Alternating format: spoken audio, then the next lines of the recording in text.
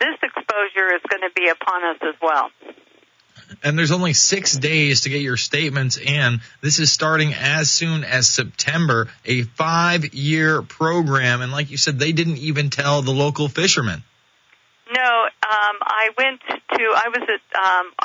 was in Arcata, and I walked the boat ramps where the fishing boats dock and where the tour boats dock, and I was talking to people who lived there who were walking around this marina, and I only found 2 people who vaguely knew something about the program, and that was it. But most of the fishermen had no idea of the toxic chemical exposure or the number of marine mammals that would be killed. They had no knowledge. Rosalind Peterson is our guest. The number is 888-201-2244. We are live. It's the InfoWarrior with Jason Bermas, streaming over at Infowars.com and PrisonPlanet.tv.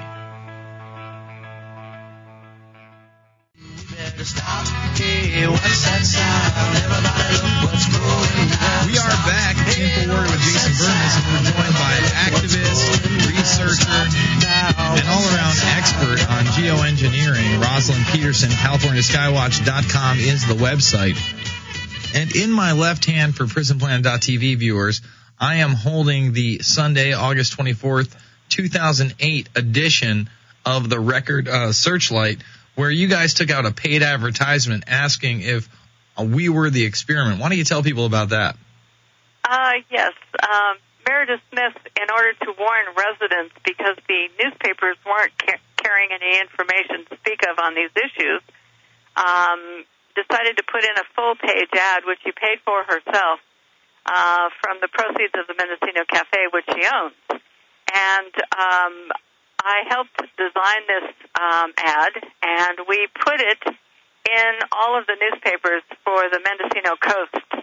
And so this full-page ad is exactly what we put in the newspaper so that people would start signing petitions and know what was going to be going on. And we received a tremendous response from people from this ad.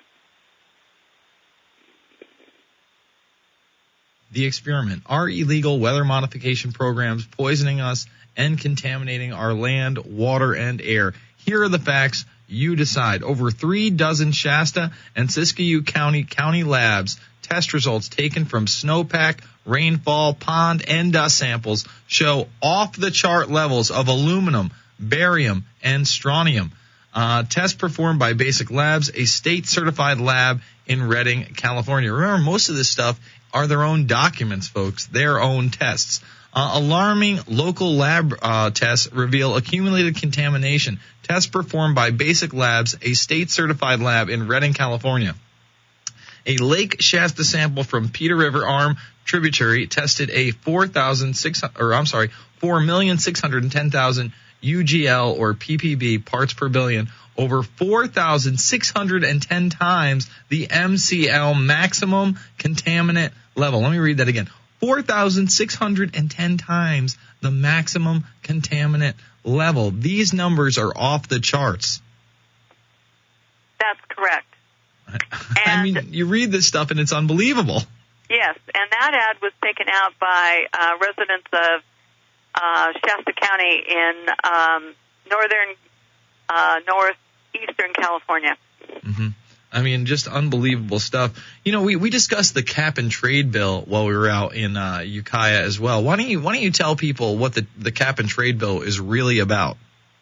Well, there's a bill, an energy bill, that's going to come up before the U.S. Senate. It's already been passed by the House of Representatives. And this bill is an energy bill, supposedly. But what it's really going to do is it's going to set up a cap and trade system. And the system means that they're going to be lowering the Clean Water Act and the Clean Air Act standards. And they're going to say, well, we're going to take polluters just of carbon dioxide, CO2, nothing else but just CO2, and we're going to cap the emissions from corporations and different entities at a certain level. And then, if these corporations want to pollute more, they can be given free emission credits, like printing money, or they can pay for these offsets or credits by purchasing them in a stock market situation where the banks are going to be funding this and being involved in this particular endeavor. But Rosalind, that doesn't sound like they're going to be stopping polluters at all. It just seems like they're going to be taxing them for polluting them and allowing them to pollute as much as they'd like. We're going to come back and discuss it. It's the InfoWarrior with Jason Bermas, PrisonPlanet.tv, InfoWars.com.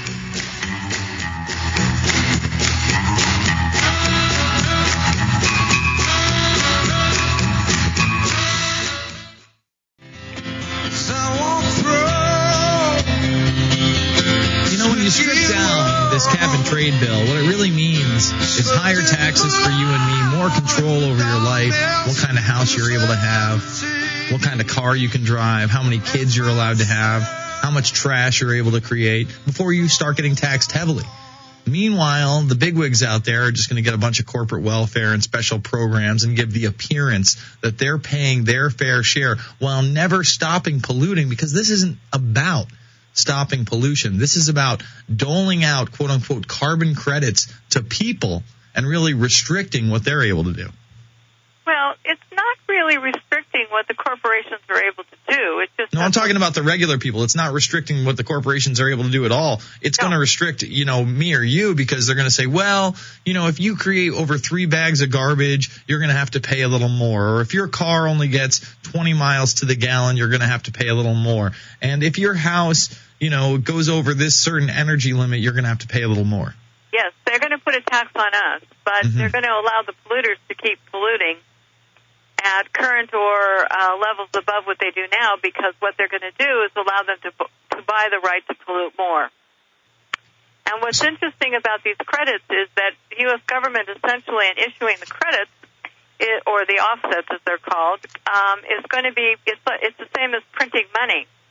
So the middleman in the stock market, because it creates a climate credit corporation, and this corporation is really awful, because then it's another money market scheme that's going to be literally unregulated, and so it's another mechanism to move money from, in other words, the poor segment and the middle class up into this corporate, where the corporations and the middlemen are going to make these huge profits.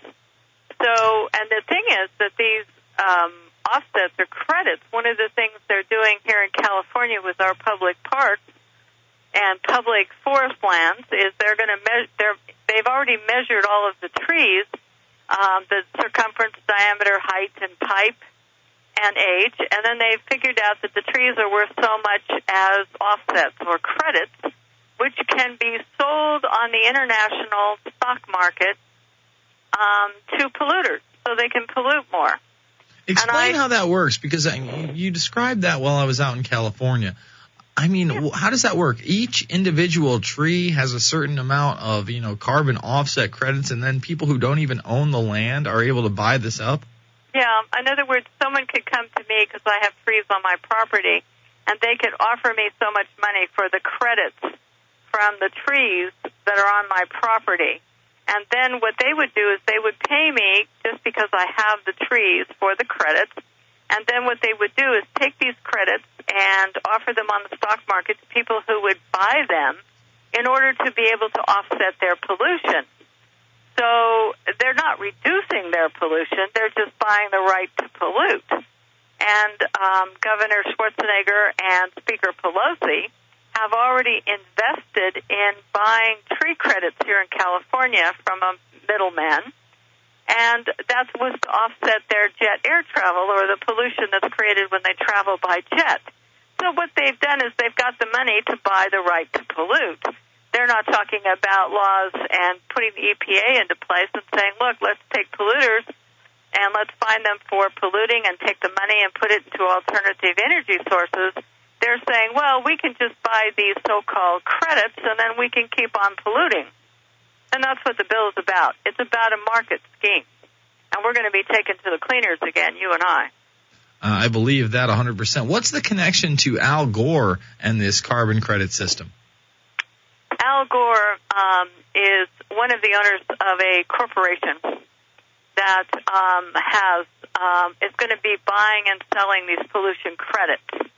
And one of the things he did when he built his house is instead of making it a perfect environmental model of a house that someone would want because it's producing its own energy, it's got solar panels in it, all these things to make it really efficient and not use electricity, he put an electricity-guzzling house, essentially, built one, and then said that he was justified in doing that because from his own corporation he could buy the offsets in order to offset his pollution, or the credits to offset his pollution.